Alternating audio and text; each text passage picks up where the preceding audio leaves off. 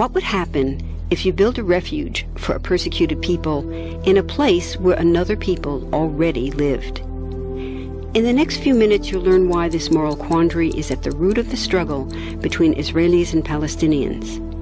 First, there are a couple of things it's helpful to understand. One, many Jews fled harsh persecution in anti-Semitic Europe, especially the Nazi Holocaust. Zionists encouraged massive immigration to historic Palestine, at that time a British colony, where Jews had an age-old connection and where small Jewish communities had long existed among larger groups of indigenous peoples. But when the UN offered the Jewish immigrants the majority of the land for a new state called Israel, for the indigenous Palestinians who lived there, it was a massive destruction of life. They rejected the UN's partition plan, and several Arab states invaded the new state of Israel. Israeli forces essentially erased over 400 Palestinian villages and towns. By the end of the fighting, Israel controlled 78% of historic Palestine. And when 750,000 Palestinians who fled or were expelled during fighting tried to return to their homes where the new state now stood, they were permanently barred by the Israeli government. While over 100,000 of their relatives and neighbors who hadn't left became second-class citizens of the new state, along with the new Jewish majority. Today, Palestinian refugees and their descendants number in the millions. Most are in the Gaza Strip, the West Bank, and Jordan. Many are spread throughout the world, with millions still living in refugee camps, seeking to return to their homeland. To sum up, one group of refugees found a much-needed home, but in the process, a new group of refugees was created. Here's the second thing to understand.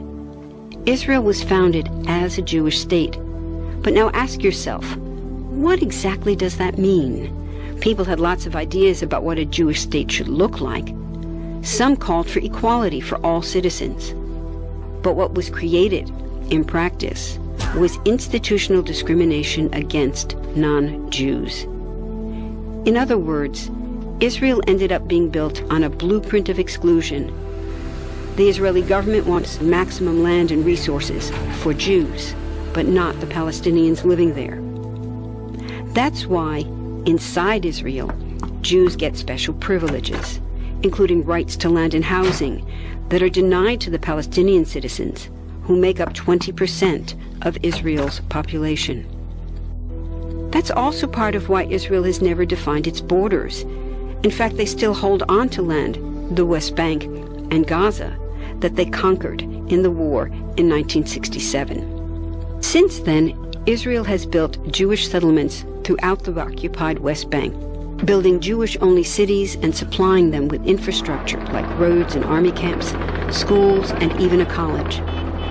Military occupations are meant to be temporary, but after 40-plus years, this one looks permanent and entirely unjust. In the West Bank, Israeli Jewish settlers and Palestinians live on the same land, but must live under two completely separate and unequal systems of Israeli law. The Jewish settlers dominate the natural resources, including water and agricultural land, and they're backed by the Israeli army. To maintain the occupation, Israel has demolished thousands of Palestinian homes and orchards, confiscated Palestinian land, bombed a captive civilian population in Gaza, and punished resistance with raids, arrests, and assassinations, all to gain maximum land, while making life so difficult for Palestinians that they will either leave or be too afraid to resist. Palestinians have fought back. For decades, they tried to achieve national liberation through armed struggle. Some groups still do. But the majority now support popular protest instead. The deeply harmful pattern of control, repression, and violence profoundly harms Palestinians living under occupation and Israelis living as occupiers. This must be broken to reach a peaceful and secure future for both peoples. Now that you understand the problem, what about the solution? What about peace talks? So far, over 2 decades of U.S.-backed peace talks have actually made things worse by helping Israel continue the occupation. It's been years of talking while Israel massively expanded the Jewish settlements and literally redrew the map.